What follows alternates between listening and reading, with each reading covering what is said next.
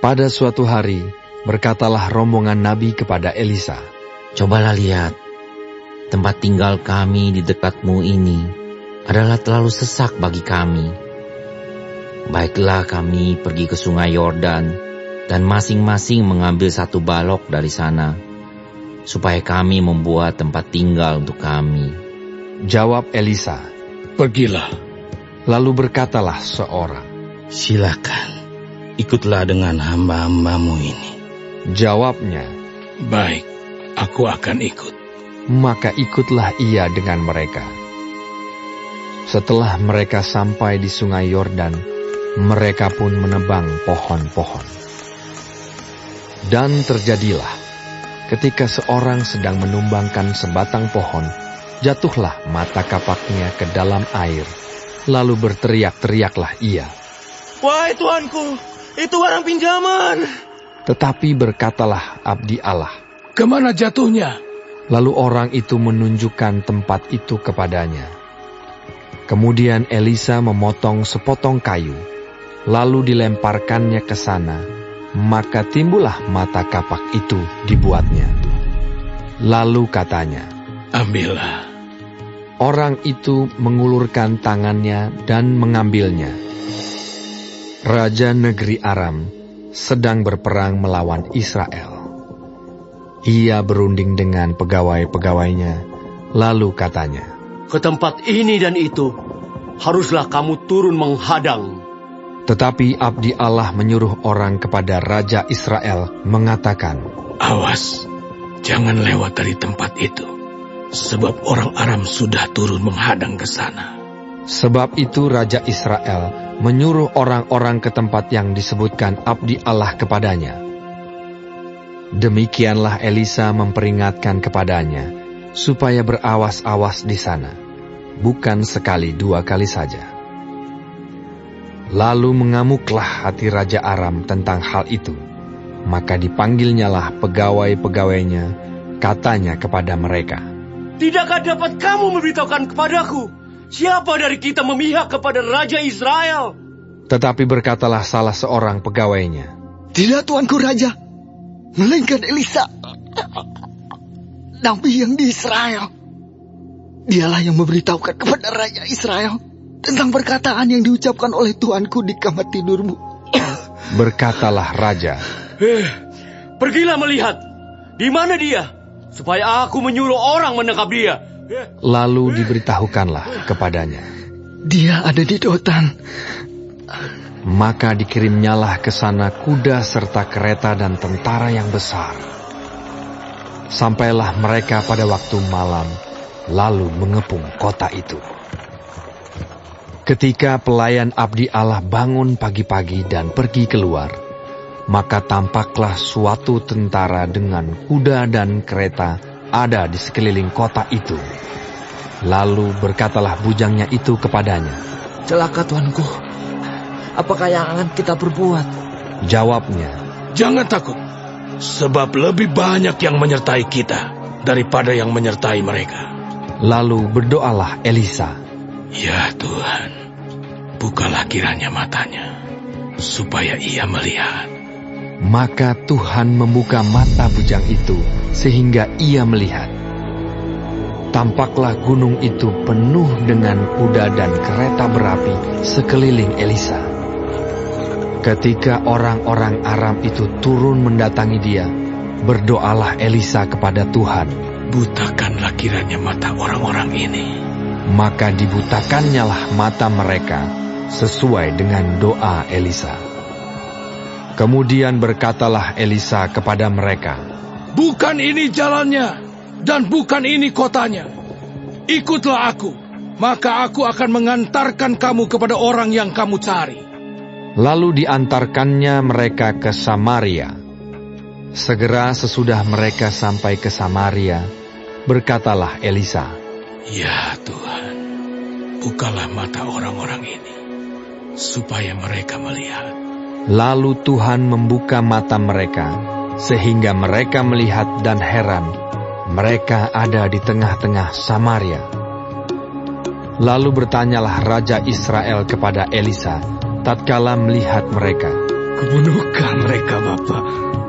Tetapi jawabnya, Jangan. Biasakah kau bunuh yang kau tawan dengan pedangmu dan dengan panahmu? Tetapi hidangkanlah makanan dan minuman di depan mereka, supaya mereka makan dan minum, lalu pulang kepada Tuhan mereka. disediakannyalah bagi mereka jamuan yang besar, maka makan dan minumlah mereka. Sesudah itu, dibiarkannyalah mereka pulang kepada Tuhan mereka. Sejak itu, tidak ada lagi gerombolan-gerombolan Aram memasuki negeri Israel. Sesudah itu, Ben-Hadad, Raja Aram, menghimpunkan seluruh tentaranya, lalu maju mengepung Samaria. Maka terjadilah kelaparan hebat di Samaria selama mereka mengepungnya.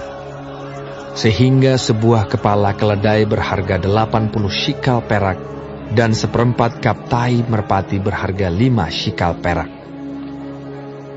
Suatu kali ketika Raja Israel berjalan di atas tembok, datanglah seorang perempuan mengadukan halnya kepada Raja sambil berseru, "Tolonglah ya Tuanku Raja!" Jawabnya, Jika Tuhan tidak menolong engkau, dengan apakah aku dapat menolong engkau? Dengan hasil pengirikankah? Atau hasil pemerasan anggur? kemudian bertanyalah Raja kepadanya. Ada apa? Jawab perempuan itu, Perempuan ini berkata kepadaku, "Berilah anakmu laki-laki, supaya kita makan dia pada hari ini. Dan besok akan kita makan anakku laki-laki." Jadi kami memasak anakku dan memakan dia.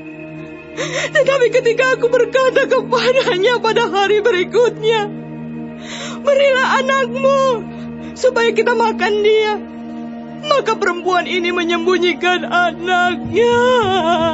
tatkala Raja mendengar perkataan perempuan itu, dikoyakkannyalah pakaiannya, dan sedang ia berjalan di atas tembok, kelihatanlah kepada orang banyak bahwa ia memakai kain kabung pada kulit tubuhnya. Lalu berkatalah Raja, Beginilah kiranya Allah menghukum aku. Bahkan lebih daripada itu, jika masih tinggal kepala Elisa bin Safat di atas tubuhnya pada hari ini. adapun Elisa duduk-duduk di rumahnya, dan para tua-tua duduk bersama-sama dia. Raja menyuruh seorang berjalan mendahuluinya. Tetapi sebelum suruhan itu sampai kepada Elisa, Elisa sudah berkata kepada para tua-tua itu, Tahukah kamu bahwa si pembunuh itu menyuruh orang untuk memenggal kepalaku? Awas-awaslah.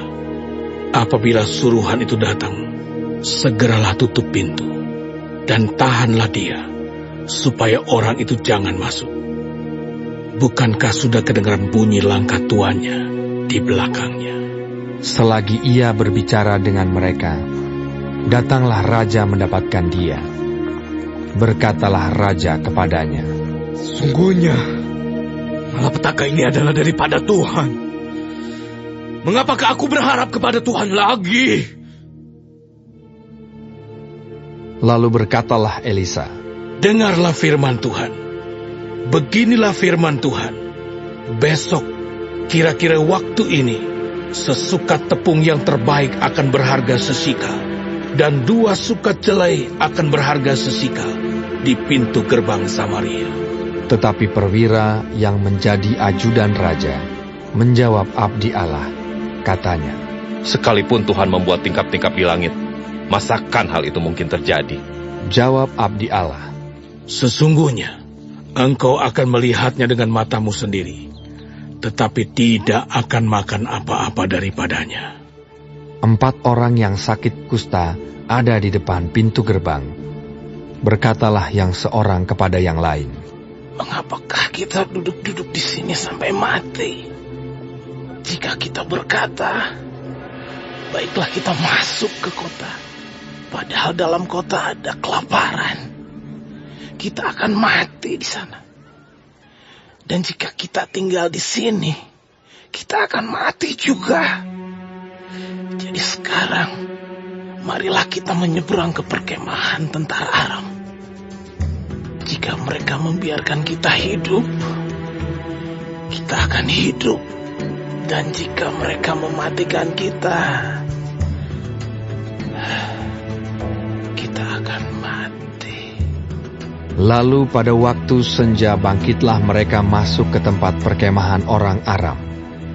Tetapi ketika mereka sampai ke pinggir tempat perkemahan orang Aram itu, tampaklah tidak ada orang di sana. Sebab Tuhan telah membuat tentara Aram itu mendengar bunyi kereta, bunyi kuda, bunyi tentara yang besar, sehingga berkatalah yang seorang kepada yang lain, Sesungguhnya Raja Israel telah mengubah raja-raja orang Het dan raja-raja orang Misraim melawan kita, supaya mereka menyerang kita. Karena itu bangkitlah mereka melarikan diri pada waktu senja dengan meninggalkan kemah dan kuda dan keledai mereka serta tempat perkemahan itu dengan begitu saja. Mereka melarikan diri menyelamatkan nyawanya. Ketika orang-orang yang sakit kusta itu sampai ke pinggir tempat perkemahan, masuklah mereka ke dalam sebuah kemah, lalu makan dan minum. Sesudah itu mereka mengangkut dari sana emas dan perak dan pakaian, kemudian pergilah mereka menyembunyikannya. Lalu datanglah mereka kembali, masuk ke dalam kemah yang lain, dan mengangkut juga barang-barang dari sana. Kemudian pergilah mereka menyembunyikannya. Lalu berkatalah yang seorang kepada yang lain, Tidak patut yang kita lakukan ini. Hari ini ialah hari kabar baik. Tetapi kita ini tinggal diam saja. Apabila kita menanti sampai terang pagi, maka hukuman akan menimpa kita. Jadi sekarang, marilah kita pergi menghadap untuk memberitahukan hal itu ke istana raja. Mereka pergi, lalu berseru kepada penunggu pintu gerbang kota dan menceritakan kepada orang-orang itu. Katanya, Kami sudah masuk ke tempat perkemahan orang Aram. Dan ternyata tidak ada orang di sana. Dan tidak ada suara manusia kedengaran. Hanya ada kuda dan keledai tertambat. Dan kemah-kemah ditinggalkan begitu saja. para penunggu pintu gerbang menyerukan dan memberitahukan hal itu ke istana raja. Sekalipun masih malam, raja bangun juga, lalu berkata kepada para pegawainya, Baiklah, aku terangkan kepadamu apa maksud orang Aram itu terhadap kita. Mereka tahu bahwa kita ini menderita kelaparan. Sebab itu, mereka keluar dari tempat perkemahan untuk menyembunyikan diri di padang. Sambil berpikir, apabila orang Israel keluar dari dalam kota, kita akan menangkap mereka hidup-hidup. Kemudian kita masuk ke dalam kota. Lalu salah seorang pegawainya menjawab, Baiklah, kita ambil 5 ekor dari kuda yang masih tinggal di dalam kota ini. Tentulah keadaannya seperti seluruh khalayak ramai Israel yang sudah habis mati itu. Biarlah kita suruh saja orang pergi, supaya kita lihat. Sesudah itu mereka mengambil 2 kereta kuda. Kemudian raja menyuruh mereka menyusul tentara Aram sambil berkata, Pergilah melihatnya. Lalu pergilah mereka menyusul orang-orang itu sampai ke sungai Yordan.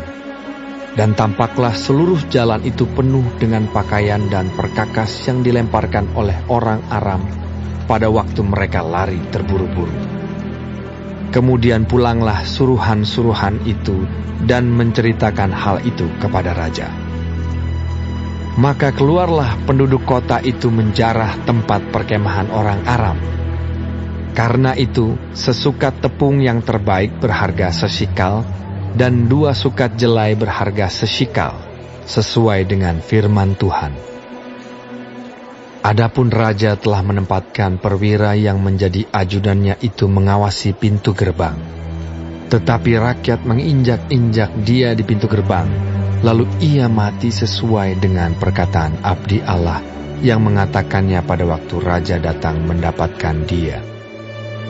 Dan terjadi juga seperti yang dikatakan abdi Allah itu kepada raja.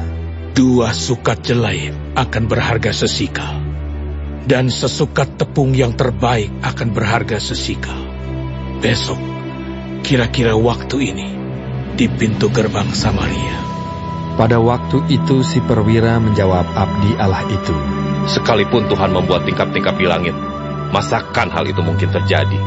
Tetapi Elisa berkata, Sesungguhnya, engkau akan melihatnya dengan matamu sendiri, tetapi tidak akan makan apa-apa daripadanya.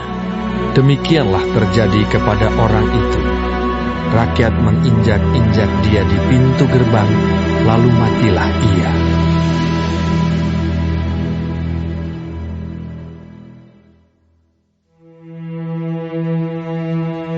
Elisa telah berbicara kepada perempuan yang anaknya dihidupkannya kembali.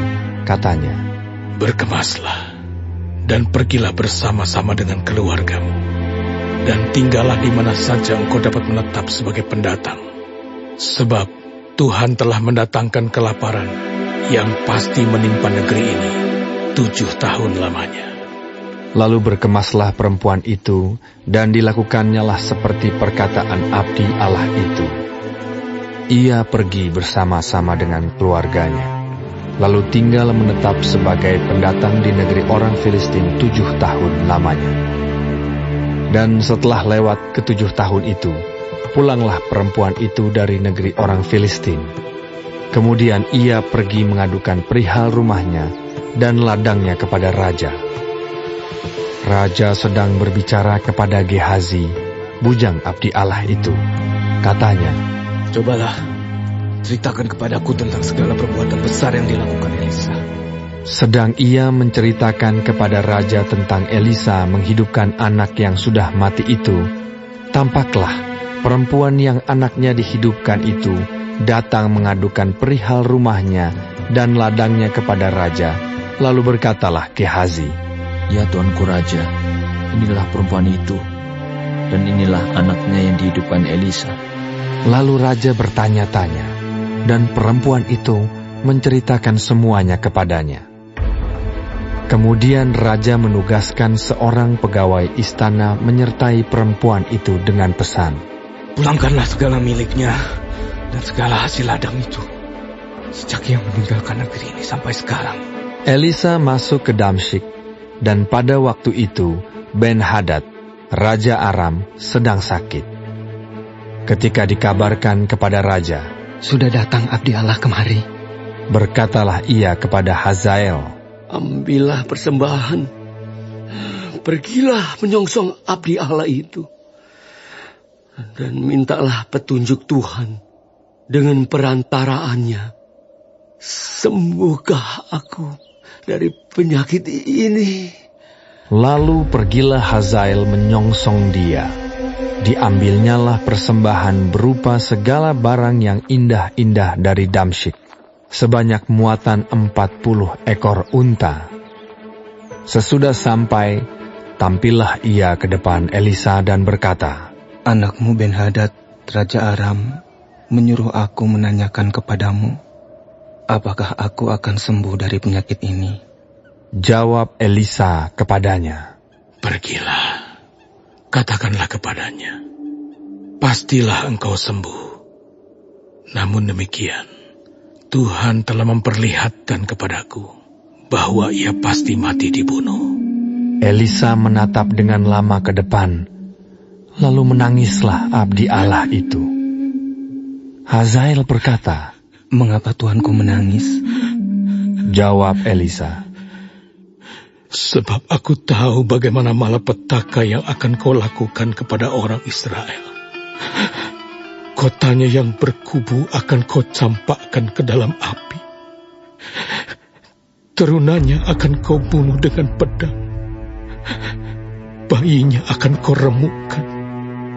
Dan perempuannya yang mengandung akan kau belah. Sesudah itu berkatalah Hazael, Tetapi apakah hambamu ini, yang tidak lain dari anjing saja, sehingga ia dapat melakukan hal sehebat itu? Jawab Elisa, Tuhan telah memperlihatkan kepadaku bahwa engkau akan menjadi raja atas Aram. Lalu ia pergi dan meninggalkan Elisa. Dan setelah ia sampai kepada tuannya, berkatalah raja kepadanya, apakah dikatakan Elisa kepadamu?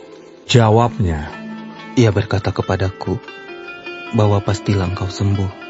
Tetapi keesokan harinya ia mengambil sehelai selimut yang telah dicelupkannya ke dalam air dan membentangkannya ke atas muka raja. Jadi matilah raja, dan Hazael menjadi raja menggantikan dia. Dalam tahun kelima zaman Yoram, anak Ahab raja Israel, pada waktu itu Yosafat adalah raja Yehuda. Yoram, anak Yosafat raja Yehuda, menjadi raja. Ia berumur 32 tahun pada waktu ia menjadi raja, dan 8 tahun lamanya ia memerintah di Yerusalem. Ia hidup menurut kelakuan raja-raja Israel seperti yang dilakukan keluarga Ahab, sebab yang menjadi istrinya adalah anak Ahab. Ia melakukan apa yang jahat di mata Tuhan. Namun demikian Tuhan tidak mau memusnahkan Yehuda oleh karena Daud, hambanya, sesuai dengan yang dijanjikannya kepada Daud, bahwa ia hendak memberikan keturunan kepadanya dan kepada anak-anaknya untuk selama-lamanya. Pada zamannya, memberontaklah Edom dan melepaskan diri dari kekuasaan Yehuda, dan mereka mengangkat seorang raja atas mereka sendiri. Maka majulah Yoram ke Zair bersama-sama dengan seluruh keretanya. Pada waktu malam bangunlah ia, lalu bersama-sama dengan para panglima pasukan kereta, ia menerobos barisan orang Edom yang mengepung dia, tetapi rakyatnya melarikan diri pulang ke kemahnya. Demikianlah Edom memberontak dan terlepas dari kekuasaan Yehuda sampai sekarang ini. Lalu Libna pun memberontak pada masa itu juga.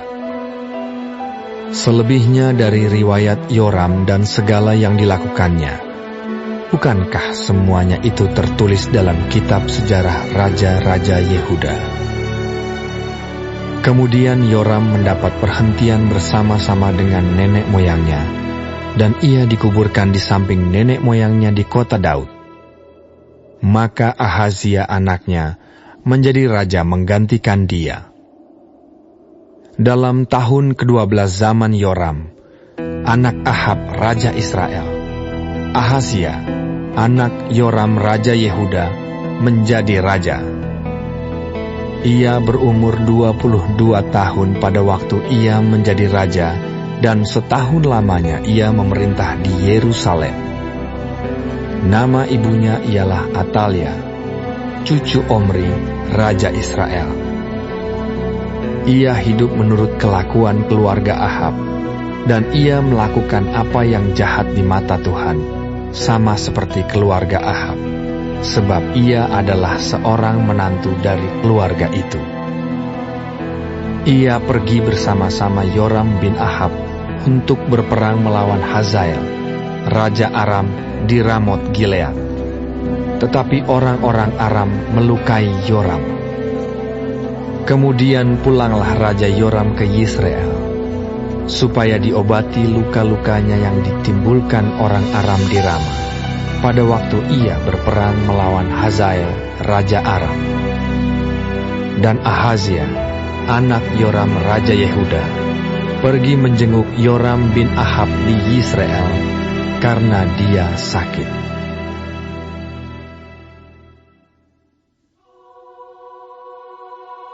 Kemudian Nabi Elisa memanggil salah seorang dari rombongan Nabi dan berkata kepadanya, ikatlah pinggangmu, bawalah puli-puli berisi minyak ini, dan pergilah ke Ramot Gilead. Apabila engkau sampai ke sana, carilah Yehu bin Yosafat bin Nimsi. Masuklah, ajak dia bangkit dari tengah-tengah temannya, dan bawalah dia ke ruang dalam. Kemudian ambillah puli-puli berisi minyak itu, lalu tuangkan isinya ke atas kepalanya, dan katakan, Beginilah firman Tuhan. Telah kuurapi engkau menjadi raja atas Israel. Sesudah itu, bukalah pintu. Larilah dan jangan berlambat-lambat. Lalu nabi muda itu pergi ke Ramot Gilead.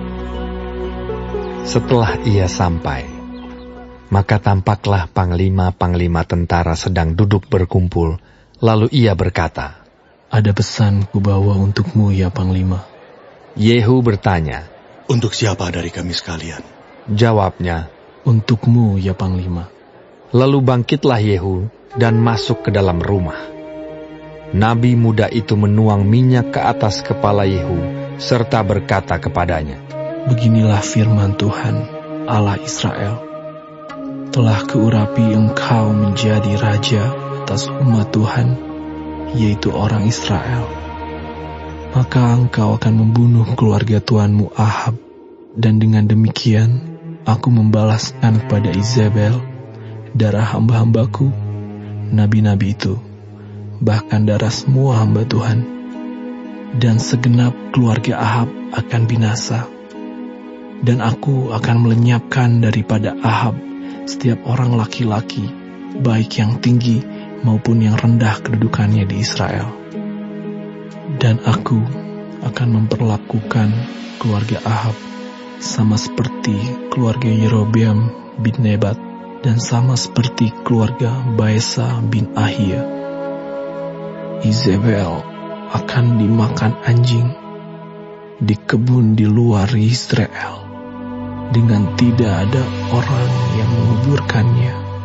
Kemudian nabi itu membuka pintu lalu lari. Apabila Yehu keluar mendapatkan pegawai-pegawai tuannya, berkatalah seorang kepadanya, "Apa kabar? Mengapa orang gila itu datang kepadamu?" Jawabnya kepada mereka, "Kamu sendiri mengenal orang itu dengan omongannya." Tetapi mereka berkata, "Dusta! Cobalah beritahu kepada kami." Lalu katanya, "Begini-beginilah dikatakannya kepadaku. Demikianlah firman Tuhan. Telah kuurapi engkau menjadi raja atas Israel." Segeralah mereka masing-masing mengambil pakaiannya dan membentangkannya di hadapan kakinya begitu saja di atas tangga. Kemudian mereka meniup sangkakala serta berseru, "Yehu raja!" Demikianlah Yehu bin Yosafat bin Nimsi mengadakan persepakatan melawan Yoram. Adapun Yoram sedang berjaga-jaga di Ramot Gilead, bersama-sama dengan segenap orang Israel menghadapi Hazael, raja Aram. Tetapi Raja Yoram sendiri telah pulang ke Yisrael, supaya luka-lukanya diobati, yang ditimbulkan orang Aram pada waktu ia berperang melawan Hazael, raja Aram. Yehu berkata, "Jika kamu sudah setuju, janganlah biarkan siapapun meloloskan diri dari kota untuk memberitahukan hal itu ke Yisrael." Kemudian Yehu naik kereta dan pergi ke Yisrael, sebab Yoram berbaring sakit di sana. Juga Ahazia, raja Yehuda, datang menjenguk Yoram. Ketika penjaga yang sedang berdiri di atas menara di Yisrael melihat pasukan Yehu datang, berserulah ia, "Ada kulihat suatu pasukan!" Berkatalah Yoram, "Bila seorang penunggang kuda, suruhlah ia menemui mereka serta menanyakan, apakah ini kabar damai?" Lalu pergilah penunggang kuda itu untuk menemuinya dan berkata, "Beginilah, tanya raja, apakah ini kabar damai?" Jawab Yehu, "Damai? Bukan urusanmu. Baliklah, ikutlah aku." Dan penjaga itu memberitahukan, "Suruhan sudah sampai kepada mereka, tetapi ia tidak pulang." Disuruhnyalah penunggang kuda yang kedua, dan setelah sampai kepada mereka, berkatalah ia, "Beginilah, tanya raja, apakah ini kabar damai?" Jawab Yehu, "Damai? Bukan urusanmu. Baliklah, ikutlah aku." Dan penjaga itu memberitahukan, "Sudah sampai ya kepada mereka, tetapi ia tidak pulang. Dan cara macunya adalah seperti cara Yehu, cucu Nimsi memacu. Sebab ia memacu seperti orang gila." Sesudah itu berkatalah Yoram, "Pasanglah kereta." Lalu orang memasang keretanya. Maka keluarlah Yoram, Raja Israel, dan Ahazia, Raja Yehuda, masing-masing naik keretanya. Mereka keluar menemui Yehu, lalu menjumpai dia di kebun Nabot, orang Yisrael itu. Tatkala Yoram melihat Yehu, bertanyalah ia, "Apakah ini kabar damai? Hai Yehu." Jawabnya, "Bagaimana ada damai selama sundal dan orang sihir ibumu Izebel begitu banyak?" Segera Yoram berputar dan mau melarikan diri sambil berseru kepada Ahazia, "Itu tipu aja!" Tetapi Yehu menarik busurnya dengan sepenuh kekuatannya, lalu memanah Yoram di antara kedua bahunya, sehingga anak panah itu menembus jantungnya. Maka rebahlah ia di dalam keretanya. Kemudian berkatalah Yehu kepada Bidkar, perwiranya, "Angkat dan lemparkanlah mayatnya ke kebun Nabot orang Israel itu. Sebab ketahuilah bahwa pada waktu aku dan engkau berdampingan menunggang kuda mengikuti Ahab ayahnya, maka Tuhan telah mengucapkan terhadap dia hukuman ini. Sesungguhnya, aku telah melihat darah Nabot dan darah anak-anaknya tadi malam. Demikianlah firman Tuhan. Maka aku akan membalaskannya kepadamu di kebun ini. Demikianlah firman Tuhan. Oleh sebab itu aku angkat dan lemparkanlah mayatnya ke kebun ini sesuai dengan firman Tuhan." Ketika Ahazia, Raja Yehuda, melihat itu, maka ia pun melarikan diri ke arah Bet-Hagan. Tetapi Yehu mengejarnya sambil berkata, "Panahlah dia juga!" Maka mereka memanah dia di atas keretanya di pendakian ke Gur dekat Yibleam. Ia lari ke Megido dan mati di sana. Para pegawainya mengangkut mayatnya ke Yerusalem, lalu mereka menguburkan dia dalam kuburnya sendiri, di samping nenek moyangnya di kota Daud. Adapun Ahazia menjadi raja atas Yehuda dalam tahun ke-11 zaman Yoram bin Ahab. Sampailah Yehu ke Yisrael. Ketika Izebel mendengar itu, ia mencalak matanya.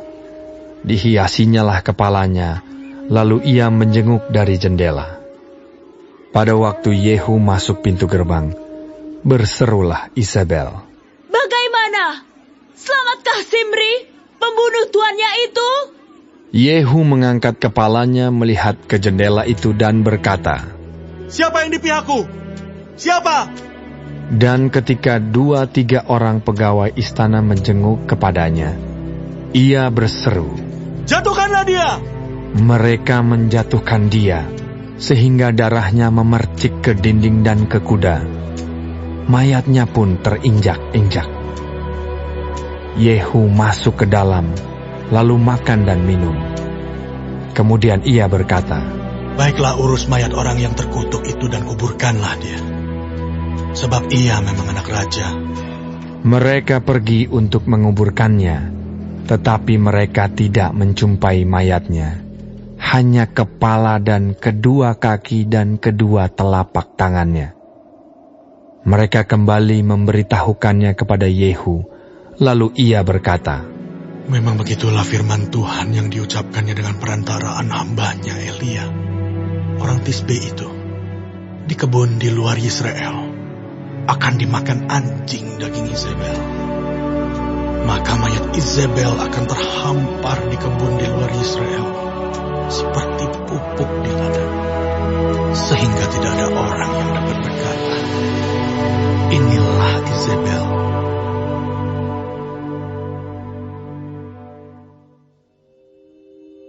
Ahab mempunyai 70 orang anak laki-laki di Samaria. Yehu menulis surat dan mengirimnya ke Samaria, kepada pembesar kota itu, kepada para tua-tua dan kepada para pengasuh anak-anak Ahab. Bunyinya, "Sekarang, segera sesudah surat ini sampai kepadamu, kamu yang mempunyai anak-anak tuanmu di bawah pengawasanmu, lagi pula mempunyai kereta dan kuda, dan kota yang berkubu serta senjata, maka pilihlah seorang yang terbaik dan yang paling tepat dari antara anak-anak tuanmu. Lalu dudukkanlah dia di atas tahta ayahnya. Kemudian berperanglah membela keluarga tuanmu, Tetapi mereka sangat takut dan berkata, sedangkan kedua raja itu tidak dapat bertahan menghadapinya, bagaimana mungkin kita ini dapat bertahan? Sebab itu kepala istana dan kepala kota, juga para tua-tua dan para pengasuh mengirim pesan kepada Yehu. Bunyinya, kami ini hamba-hambamu, dan segala yang kau katakan kepada kami akan kami lakukan. Kami tidak hendak mengangkat seseorang menjadi raja. Lakukanlah apa yang baik menurut pemandanganmu. Kemudian Yehu menulis surat untuk kedua kalinya kepada mereka. Bunyinya, jika kamu memihak kepadaku dan mau menurut perkataanku, ambillah kepala anak-anak tuanmu dan datanglah kepadaku besok kira-kira waktu ini ke Yisrael. Adapun ke-70 anak raja itu tinggal bersama-sama orang-orang besar di kota itu yang mendidik mereka.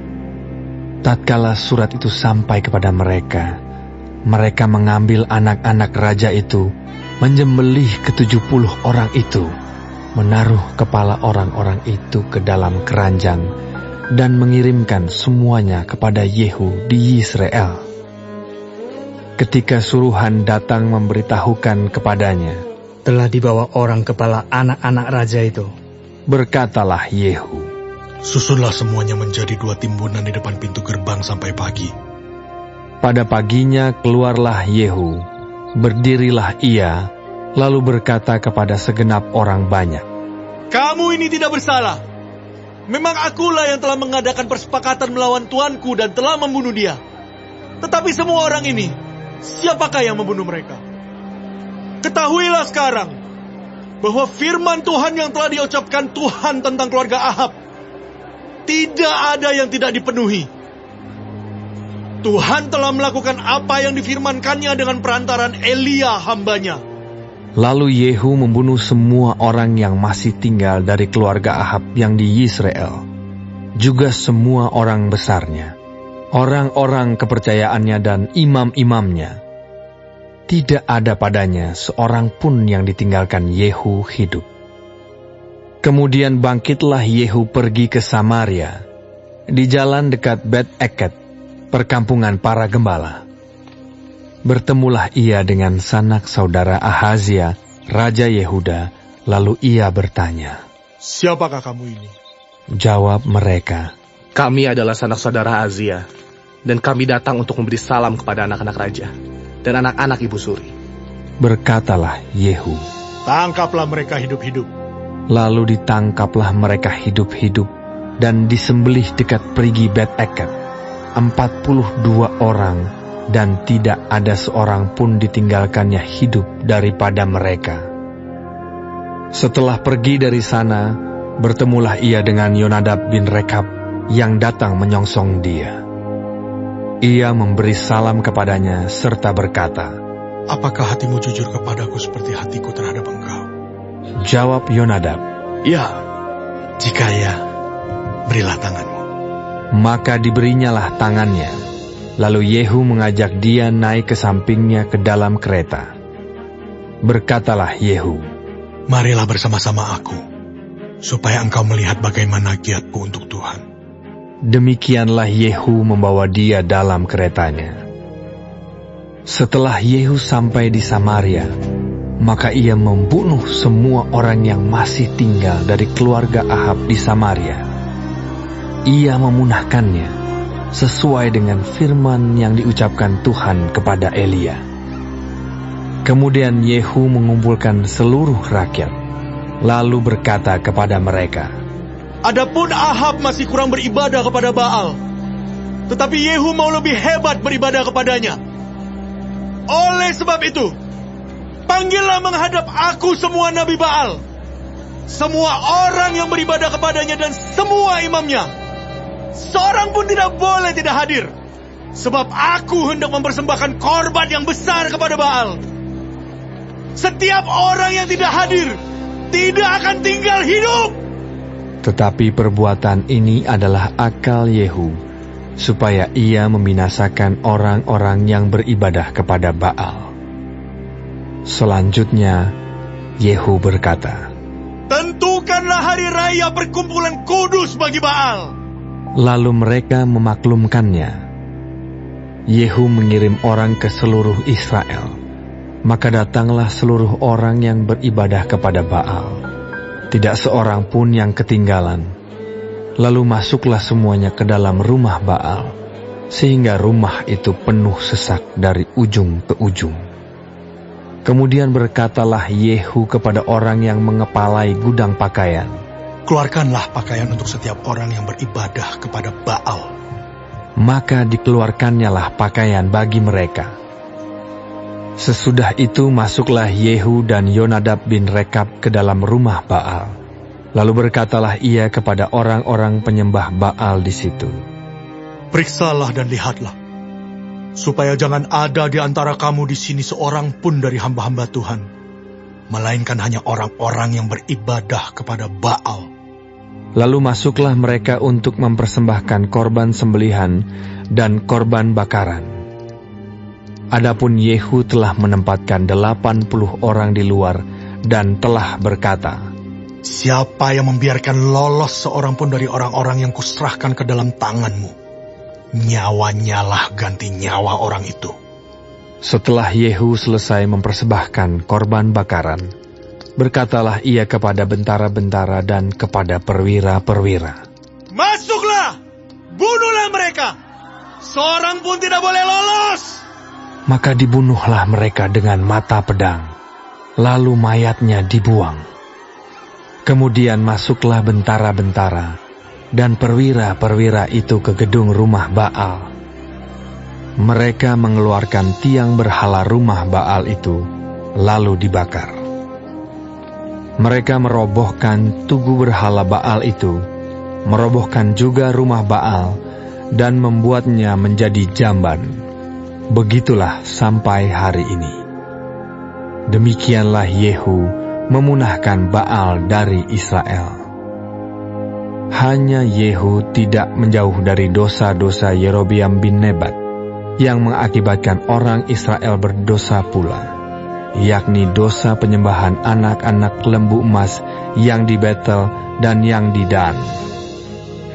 Berfirmanlah Tuhan kepada Yehu, oleh karena engkau telah berbuat baik dengan melakukan apa yang benar di mataku, dan telah berbuat kepada keluarga Ahab tepat seperti yang dikehendaki hatiku, maka anak-anakmu akan duduk di atas tahta Israel sampai keturunan yang keempat. Tetapi Yehu tidak tetap hidup menurut hukum Tuhan Allah Israel dengan segenap hatinya. Ia tidak menjauh dari dosa-dosa Yerobeam yang mengakibatkan orang Israel berdosa pula. Pada zaman itu, mulailah Tuhan menggunting daerah Israel, sebab Hazael mengalahkan mereka di seluruh daerah Israel. Di tepi sungai Yordan dengan merebut seluruh tanah Gilead, tanah orang Gad, orang Ruben, dan orang Manasye, mulai dari Aroer yang di tepi sungai Arnon, baik Gilead maupun Basan. Selebihnya dari riwayat Yehu dan segala yang dilakukannya dan segala kepahlawanannya, bukankah semuanya itu tertulis dalam kitab sejarah raja-raja Israel? Kemudian Yehu mendapat perhentian bersama-sama dengan nenek moyangnya, dan ia dikuburkan di Samaria. Maka Yoahas anaknya menjadi raja menggantikan dia. Adapun lamanya Yehu menjadi raja atas Israel di Samaria adalah 28 tahun.